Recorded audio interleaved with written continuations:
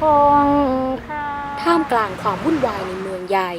ยังมีบ้านหลังเล็กในย่านนางเลิ้งหรือรู้จักกันในนามของตรอกละครสถานที่ซึ่งคอยจุดประกายแสงสว่างทางวัฒนธรรมที่สวนทางกับกระแสสังคมในยุคปัจจุบัน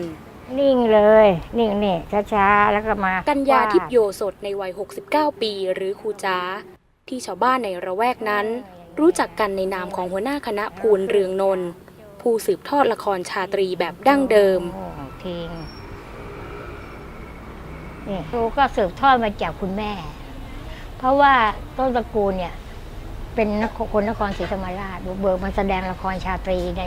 ในกรุงเทพมหานครที่สมัยก่อนเขาเรียกสนามควายเป็นคณะแรก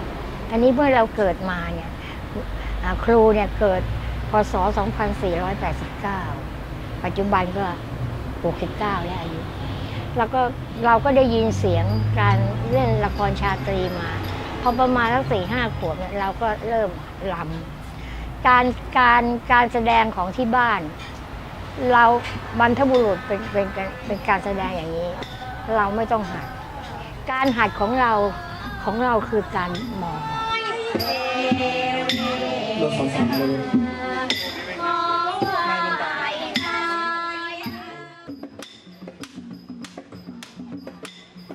จากอาชีพของครอบครัวที่สืบทอดต่อกันมาอย่างยาวนานสู่การถ่ายทอดให้กับเยาวชนรุ่นใหม่ครูจ๋าเริ่มส่งต่อละครชาตรีให้กับผู้ที่สนใจโดยไม่เสียค่าใช้จ่ายเพียงหวังว่าสิ่งเหล่านี้จะไม่สูญหายไปคู่กินที่เอาบินหาตัวด้วยจิตวิญญาณของความเป็นครูที่ซึมซับมาจากครอบครัวละครชาตรีที่ครูจ๋าสอนให้แก่ลูกศิษย์ทุกท่วงท่าทุกการไร่รำได้กลั่นออกมาจากใจท่าต่อท่าคำต่อคำเสมือนแม่พิมพ์ที่บรรจงลงบนกระดาษขาวชอบเราจริงๆนี่พี่ไม่ได้มีความเกี่ยวข้องอะไรกับครูจ๋าเลยเพียงแต่ว่า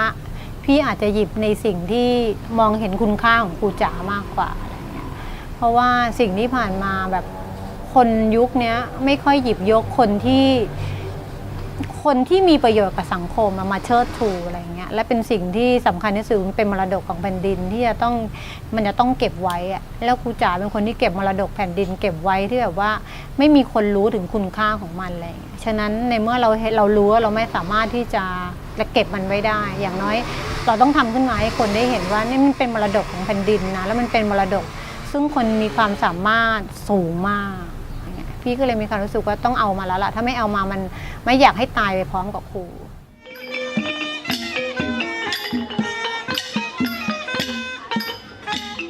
นอกจากลูกศิษย์ชาวไทยครูจ๋ายังได้ถ่ายทอดลีลาการร่ายรำให้กับลูกศิษย์ชาวญี่ปุ่นโดยทำลายกำแพงทางภาษารวมไปถึงวัฒนธรรมที่มีความแตกต่าง I went to practice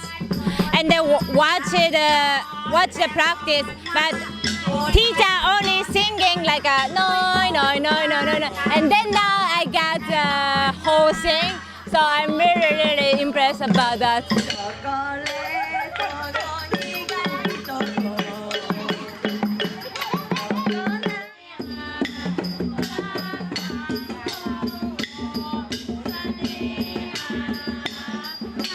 แม้การเวลาจะผ่านมายาวนานสักเท่าใดแต่ความตั้งใจของครูจ๋ากัญญาทิพย์โยสดจะยังคงอยู่และพร้อมที่จะเป็นผู้ให้ตราบนานเท่านานครูเคยตั้งปณิธานใจไว้นะถ้าครูสิ้นชีวิตเนี่ยตั้งจิตอธิษฐานไม่ว่าจะเกิดชาติไหนจะได้เกิดหรือไม่เกิดก็แล้วแต่เกิดสักครั้งก็ขอให้มีครอบครัวนี้เป็นครูอาชีพเนี่ยถึงจะไม่มีศักดิ์ศรีไม่มีความรู้มากมายแต่ขอให้ได้ทำอาชีพนี้เป็นอาชีพที่เหมือนเพชรน้ำเอกของชีวิตครู